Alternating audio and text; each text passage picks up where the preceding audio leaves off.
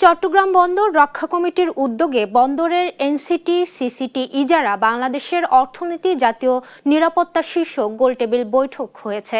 দুপুরে নগরের new market এলাকায় এই বৈঠক হয়। বৈঠকে উপস্থিত ছিলেন বন্দর রক্ষা কমিটির আহ্বায়ক প্রকৌশলী দেলোয়ার মজুমদার, বন্দর রক্ষা কমিটির নেতা রুহিন হোসেন প্রিন্স, কবি ও সাংবাদিক আবুল মোমেন, চট্টগ্রাম জেলার বাংলাদেশ ট্রেড ইউনিয়ন কেন্দ্রের সভাপতি তপন দত্ত সহ অন্যান্যরা। এ সময় বন্দর রক্ষা কমিটির নেতারা বলেন, জনগণের অর্থে নির্মিত এই দুটি টার্মিনাল দীর্ঘদিন ধরে দেশীয় জনবল সফলভাবে পরিচালনা করছে।